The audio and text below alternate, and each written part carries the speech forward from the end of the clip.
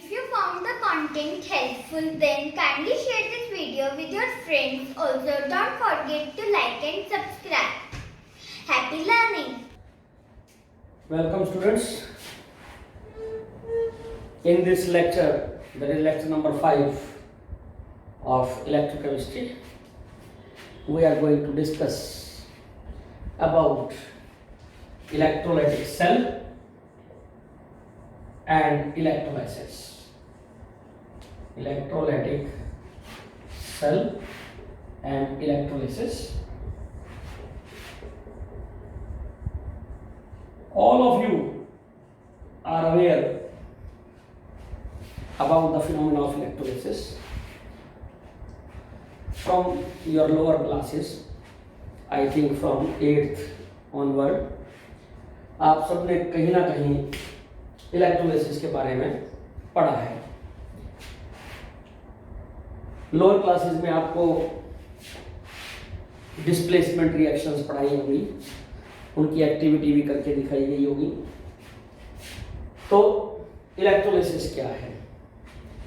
इस particular chapter के शुरुआत में हमने कहा था कि हमारे पास दो तरह की रेडॉक्स रिएक्शन होती हैं, एक डायरेक्ट रेडॉक्स रिएक्शन और एक इनडायरेक्ट रेडॉक्स रिएक्शन,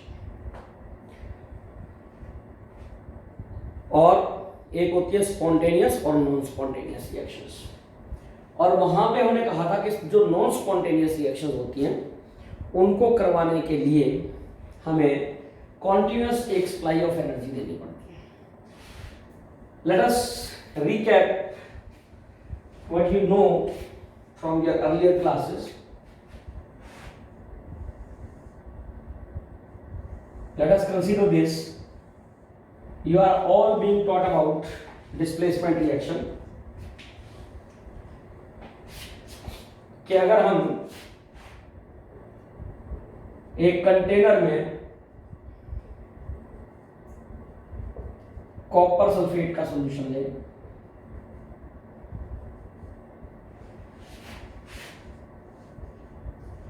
और इसके अंदर अगर हम एक जिंक की रॉड डाल दें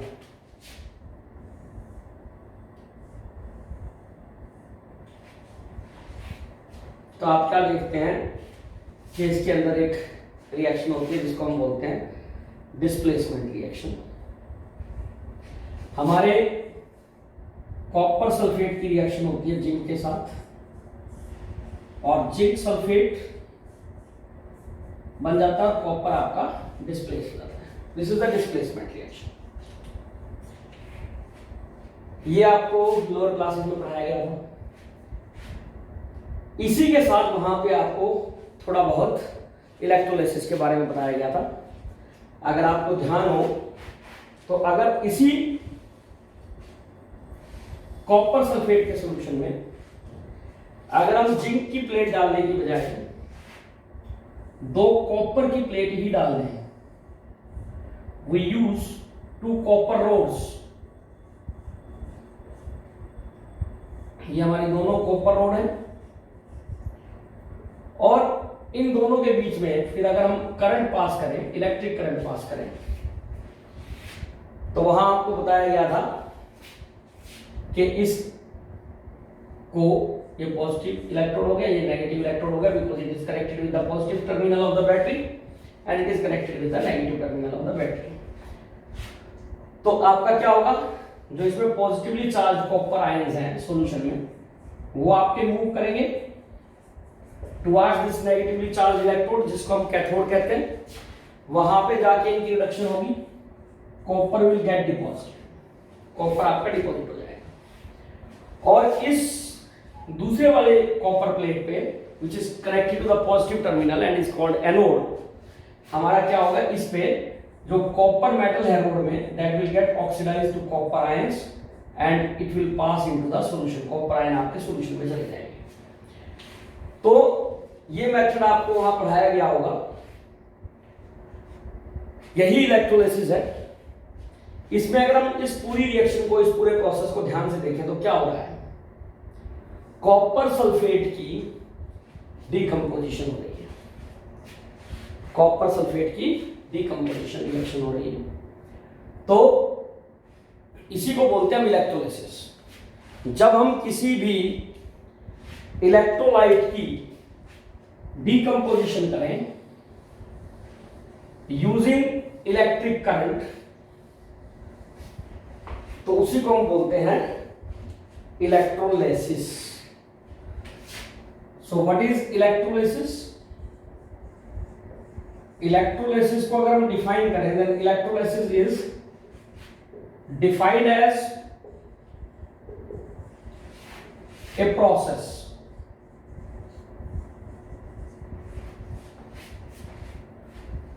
in which decomposition of an electrolyte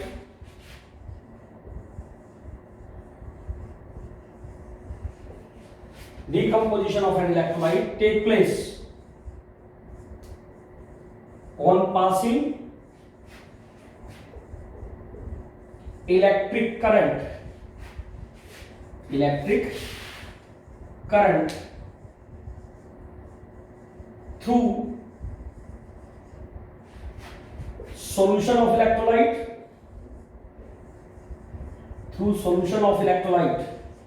or molten electrolyte। या तो आप molten electrolyte ले लीजिए, लिक्विड बना लीजिए, मतलब जो आपका इलेक्ट्रोलाइट है, सॉलिड इलेक्ट्रोलाइट है, मेल्ट दैट। तो मोल्टन इलेक्ट्रोलाइट में से पास करें आप इलेक्ट्रिसिटी, या उसके सॉल्यूशन में से, एक्वस सॉल्यूशन में से इलेक्ट्रिसिटी पास करें, और आपके उस इलेक्ट्रोलाइट की डिकम्पोजिशन हो जाए, तो हम उस प्रोसेस को कहेंगे इलेक्ट्रोलिसिस। और डिवाइस, ये फिनोमेना हम जनरली कैसे करते हैं? इस फिनोमेना के अंदर हमारे पास क्या होता है, एक कोई कंटेनर, टैंक या वेसल हो सकता है। हमारे पास मान लीजिए एक ग्लास वेसल है, इस वेसल के अंदर हमने 2 इलेक्ट्रोड लगा दिए, और यहां पे हमने मोल्टन इलेक्ट्रोलाइट ले लिया।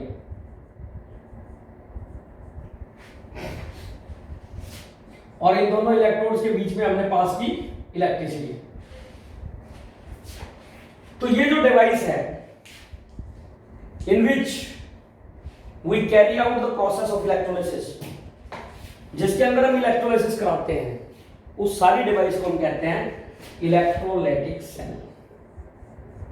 उसको हम क्या कहते हैं? Electrolytic cell. तो इलेक्ट्रोलाइटिक सेल क्या है? इलेक्ट्रोलाइटिक सेल के अंदर एक कंटेनर है which contain either the aqueous solution of the electrolyte or the molten electrolyte, in which the 2 metal rods are being dipped, and then there is a source of current that make up the electrolytic cell। अब इस phenomena of electrolysis में what will be the products of electrolysis? अगर हम किसी electrolyte की electrolysis करें तो हमारे प्रोडक्ट क्या बनेंगे? How we will decide what type of products we will get on passing the electric current? तो प्रोडक्ट ऑफ जो इलेक्ट्रोलिसिस होता है, product of electrolysis depends on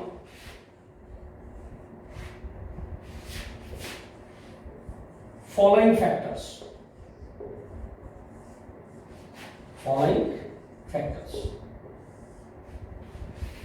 किस किस चीज पे डिपेंड करता है? It depends on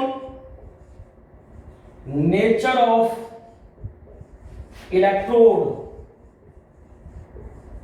used. आपने इलेक्ट्रोड जो यूज किए हुए हैं उनकी नेचर क्या है? What is meant by nature of the electrode? हम 2 तरह के इलेक्ट्रोड्स यूज करते हैं। First one is inert electrode.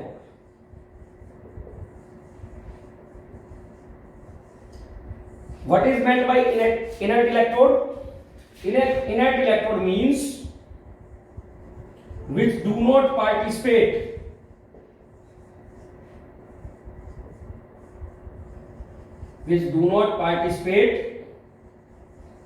in cell reaction, जो सेल रिएक्शन में पार्टिसिपेट ना करें. जनरली जो इनर्ट इलेक्ट्रॉन हम यूज करते हैं that is platinum electrode. Platinum is an inert material, so in most of the cases it does not participate in the cell reaction. Second type of electrodes which we use they are active electrodes. They are active electrodes. Active electrodes अगर ये participate नहीं करते तो active क्या होंगे? Which participate in cell reaction, जो cell reaction में participate करें वो हमारे एक्टिव इलेक्ट्रोड्स कहलाएंगे. इसको थोड़ा और क्लियर करने के लिए मैं एक बार फिर से इलेक्ट्रोलिसिस सिर्फ इस एक पर्टिकुलर पार्ट को, dependence of product on the nature of electrode, इसको क्लियर कर रहा हूं. सिर्फ हमारे पास दो सिचुएशन हो सकती है. हमने कॉपर सल्फेट के सॉल्यूशन में प्लेटिनम के इलेक्ट्रोड डाले और हमने इनको इलेक्ट्रोलाइज किया.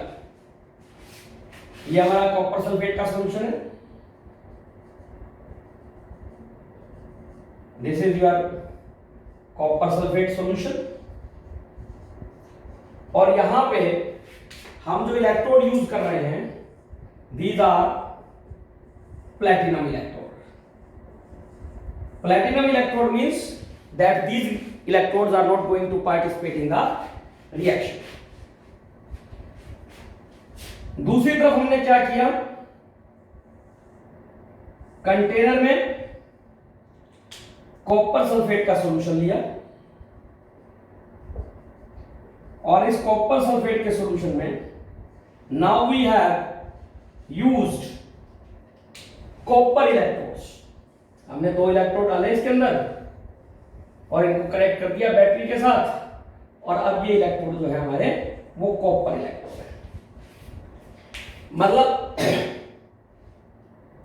This electrolysis is carried out using inert electrode, this electrolysis is carried out using active electrodes. अगर हम इस रिएक्शन में देखेंगे तो जो हमारे प्रोडक्ट हैं कैथोड पे हमारी रिएक्शन क्या होती है कि कैथोड पे आपके सॉल्यूशन से कॉपर 2+ आयन जाएंगे. They will take up the electrons to give you copper. I will be talking about the how to find out which is going to be the product at that particular electrode. Criteria for the product formation में discuss करेंगे उसको. हाल फिलहाल आप ये समझ लीजिए कि जब आप इनर्ट इलेक्ट्रोड यूज करेंगे तो आपका कैथोड पे कॉपर आयन जाएगा, इलेक्ट्रॉन लेगा, रिडक्शन होगी कॉपर आयन की और कॉपर मेटल डिपॉजिट हो जाएगा. और एनोड पे आपके वाटर की रिडक्शन होगी. एनोड पे your water will be reduced, H2O plus electron.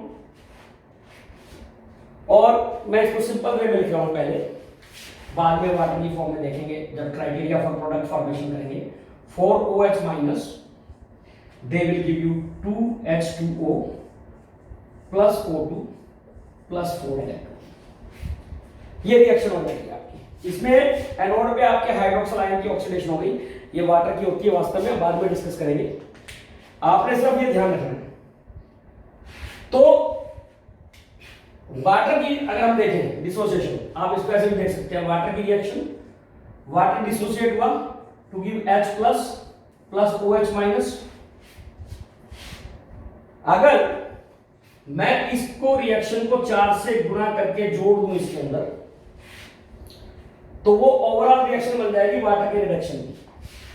तो हमारे ये कट जाएंगे। What will be the net reaction? हमारी इसकी नेट रिएक्शन बन जाएगी, अगर इस रिएक्शन को दोनों को जोड़े तो ये आपके 4 से मल्टीप्लाई नहीं है 4 वाटर, और इधर है आपके 2 वाटर, तो 2 वाटर रहेगा इधर 2H2O, they will give you 4H plus O2 plus 4 electron. तो आप क्या देखेंगे कि H आयन आपके यहां रह जाएंगे सॉल्यूशन में, और सल्फेट आयन रह जाएंगे, मतलब ये जो सॉल्यूशन है ये सल्फ्यूरिक एसिड का सॉल्यूशन बनता चला जाएगा, एसिडिक हो जाएगा। तो हमारे जो प्रोडक्ट बनेंगे इस रिएक्शन में वो बनेंगे कॉपर और ऑक्सीजन। लेकिन ये हमने बात की जब हमारा इलेक्ट्रोड इनर्ट था, लेकिन अगर हम बात करें इस इलेक्ट्रोड में, तो आपका कैथोड का रिएक्शन तो वही रहेगा। Copper will get 2 electrons from the source, it will get deposited as copper ion. लेकिन जो रिएक्शन आपकी प्लेटिनम इलेक्ट्रोड में यहां पे हो रही थी वो बदल जाएगी। एनोड की रिएक्शन पे आपका क्या होगा, ये जो कॉपर की रोड है, दिस इज कॉपर रोड, ये कॉपर रोड ऑक्सीडाइज होगी और कॉपर 2+ आयन देंगे और +2 इलेक्ट्रॉन बनेंगे। कहने का मतलब ये है कि यहां से कॉपर डिपॉजिट होकर मतलब डिसॉल्व होकर सॉल्यूशन में चलता जाएगा और आपका कैथोड पे डिपॉजिट होता चला जाएगा। So you are observing that the nature of product has changed as soon as we have changed the electrodes। अब जो दूसरा फैक्टर है जिसपे आपका प्रोडक्ट ऑफ इलेक्ट्रोलाइसिस डिपेंड करता है, that is your discharge potential. That is your discharge potential.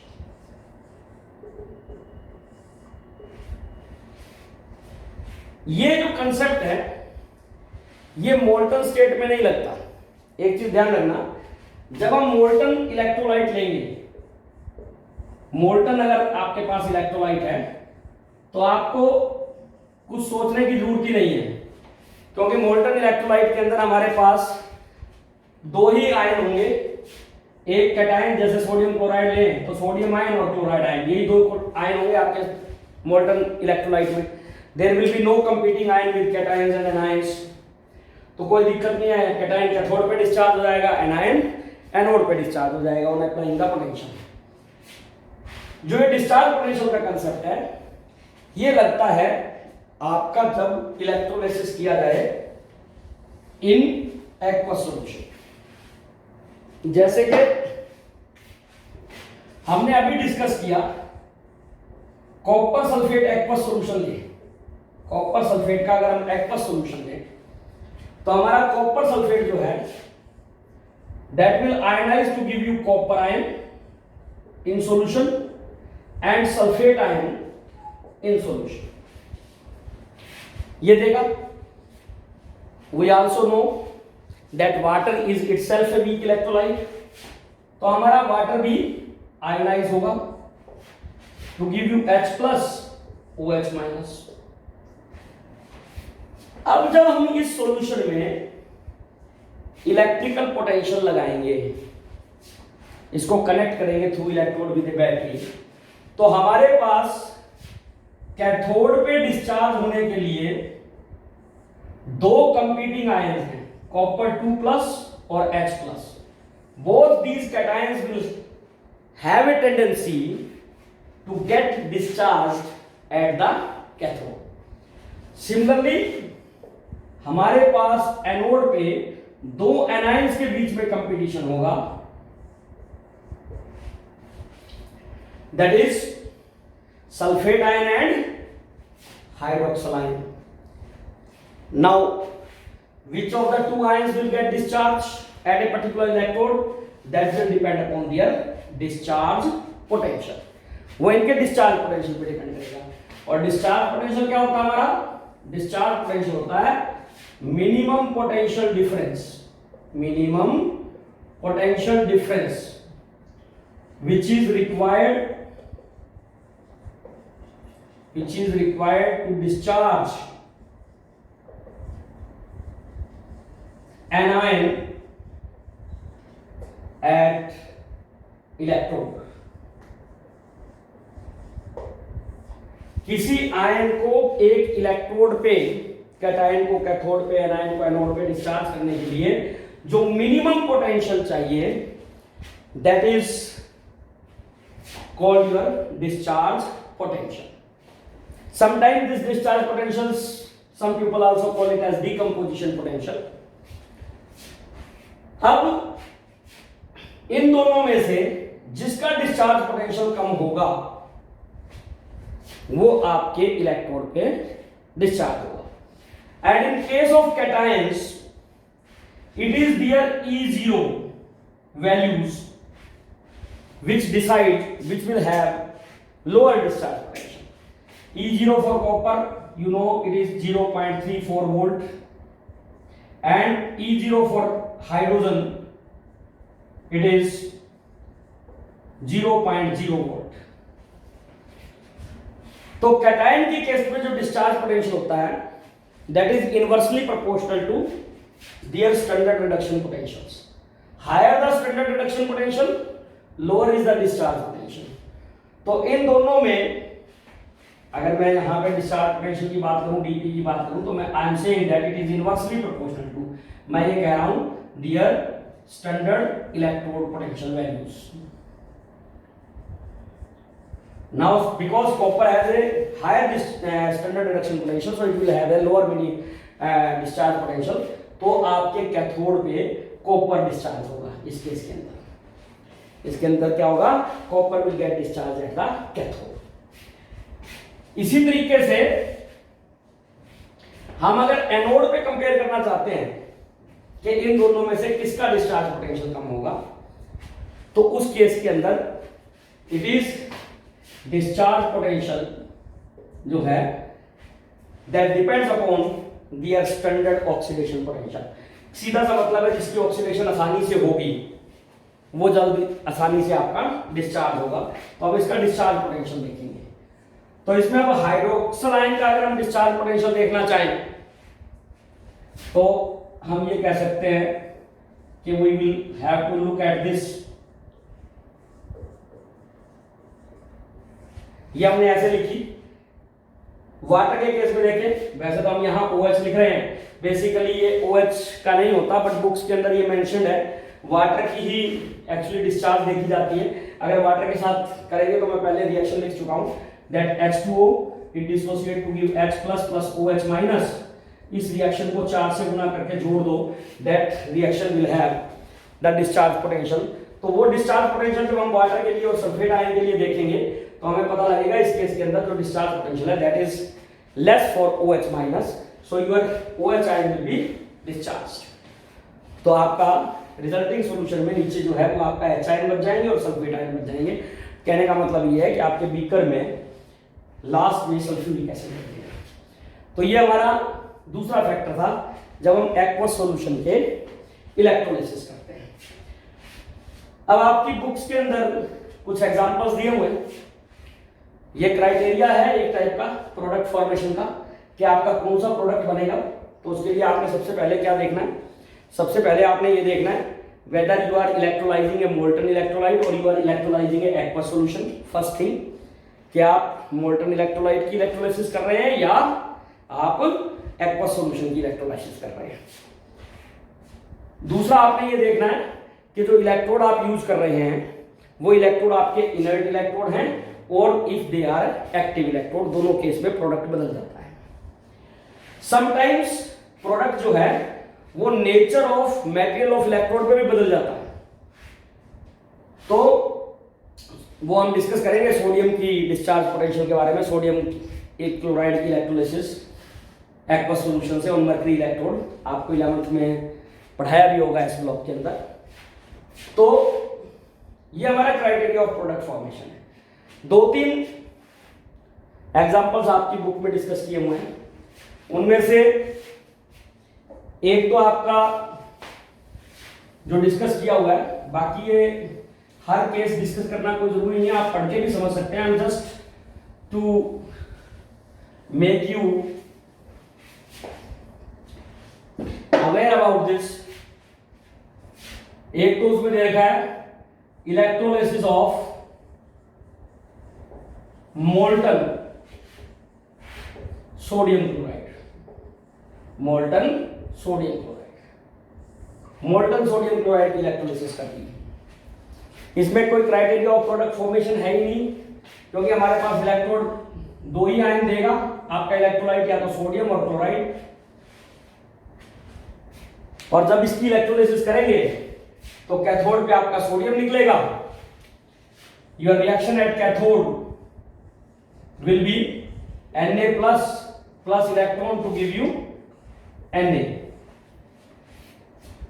और जो हमारा एनोड है, एनोड पे आपका Cl minus, it will give you Cl plus electron.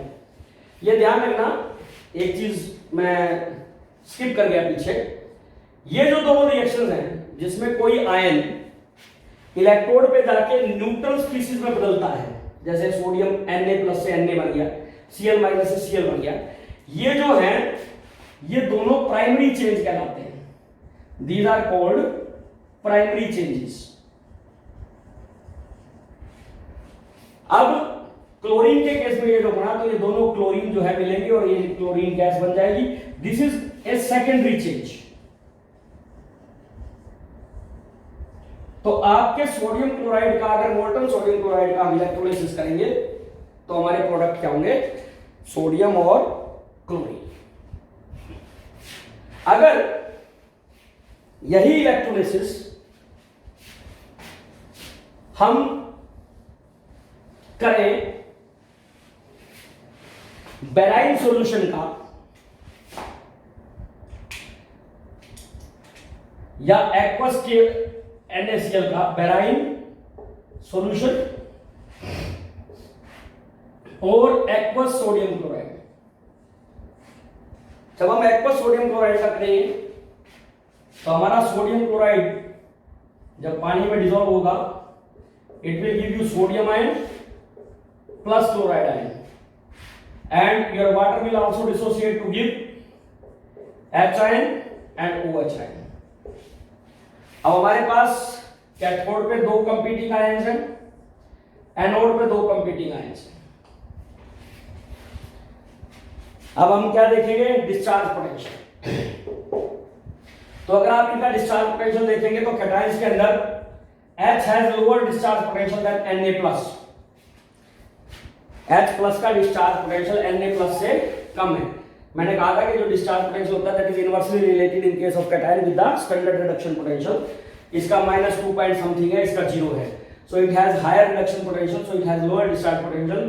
तो आपका जो कैथोड होगा, at cathode your primary change will be H+ will take up an electron to give H, then the 2H+ will come, H combine to give you H2 gas. So your hydrogen gas will be evolved at the cathode। और anode पे अगर हम इसी तरीके से compare करेंगे discharge potential का, तो आप देखेंगे chloride has lower discharge potential, तो Cl+ electron and Cl+ Cl Cl2, तो आपकी क्लोरीन निकल जाएगी और हाइड्रोजन निकल जाएगी। तो जब आप एक्वस सोडियम क्लोराइड की इलेक्ट्रोलिसिस करते हैं तो हाइड्रोजन और क्लोरीन जो है वो प्रोडक्ट है। तो आपका जो पीछे सॉल्यूशन बचा उसमें क्या बचा रह गया? आपका ये डिस्चार्ज हो गया और ये डिस्चार्ज हो गया, बच क्या गया? Na आयन और OH आयन। तो जो हमारा नीचे जो सॉल्यूशन बचेगा दैट विल कंटेन NaOH। ये एक्चुअली कास्टिक सोडा को बनाने का मेथड भी है। इसके अंदर क्लोरीन हमारी और हाइड्रोजन जो है वो बाई प्रोडक्ट बनते हैं। 11th में आपको ये भी पढ़ाया हुआ है NaOH की प्रिपरेशन एस ब्लॉक एलिमेंट्स के अंदर। So this is about the electrolysis of aqueous sodium chloride or barium solution. Copper sulfate we have already discussed. There are so many other examples, you can go by this. आप इनको पढ़ सकते हैं example को। I think you will get after listening to this all discussion about the product of electrolysis. Now the next topic of this electrolysis is that is quantitative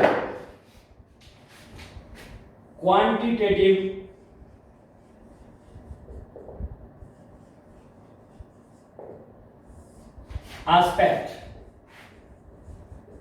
of electrolysis.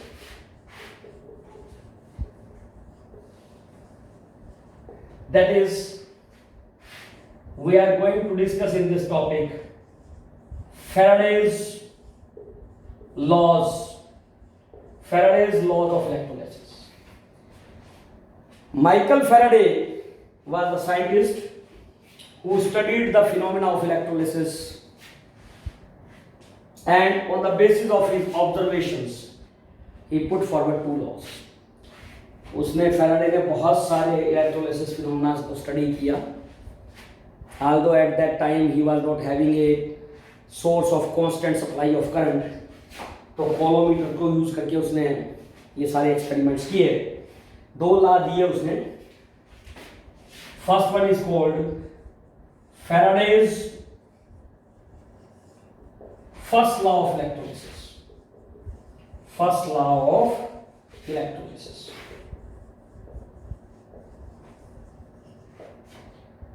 This Faraday's first law of electrolysis, what does this say?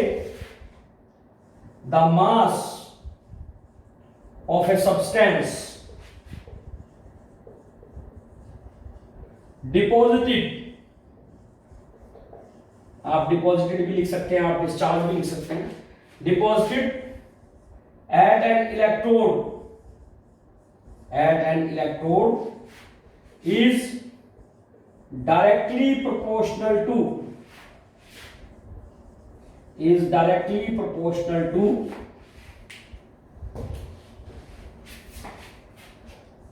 quantity of charge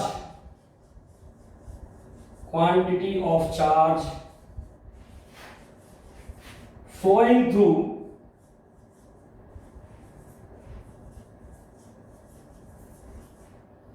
molten electrolyte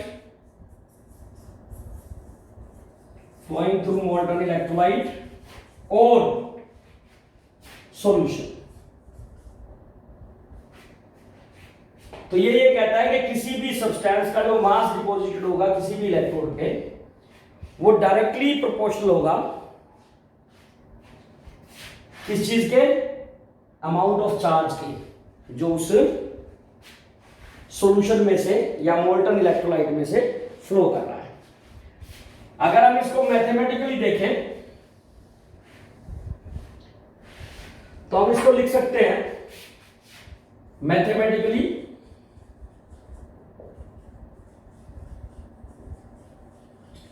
अगर if we suppose that W is the mass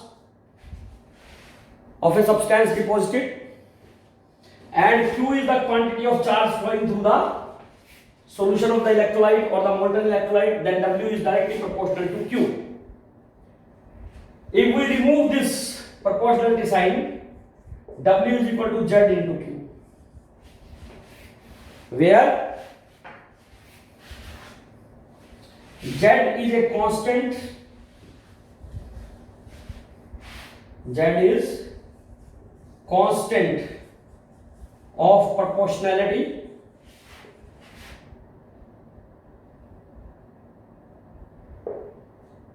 Constant of proportionality called electrochemical equivalent.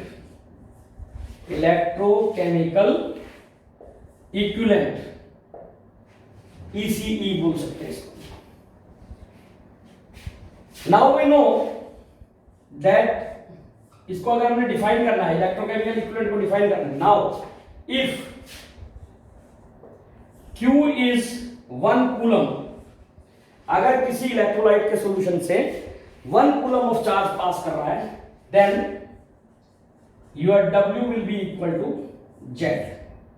So from this relation you can define electrochemical equivalent as that mass of a substance which is deposited by passing 1 coulomb of charge through the solution of electrolyte. तो इसकी definition क्या होगी? मास deposited by 1 coulomb of charge, 1 coulomb of charge. जब किसी solution में से 1 coulomb of charge को पास करें तो जो मास डिपॉजिट होगा that will be your, so you have got this definition of Z. Z is basically equivalent to equivalent weight divided by 96500. आप किसी भी एलिमेंट के लिए Z निकाल सकते हैं by dividing the equivalent weight of that substance by 96500. How we arrived at this, I will be discussing it tomorrow because I have to finish this law. Now also we know that what is Q? Q is equal to I into T.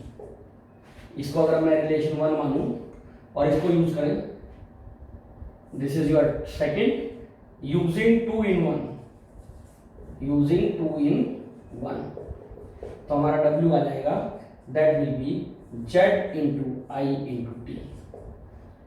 So this is in terms of current. I क्या हमारा? I is current in amperes, current in amperes, and T is time in seconds.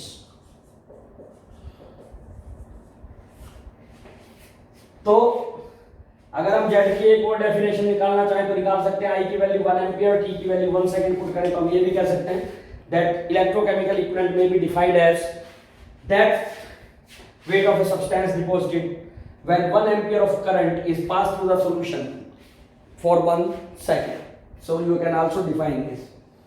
I think we should stop over here. Tomorrow we will be discussing how we arrived at this and the second law of Faraday, which is nothing but an extension of this, the first law. First law की extension ही है वो भी. I will tell you how it is an extension of first law, but we will be discussing it tomorrow. Thank you very much.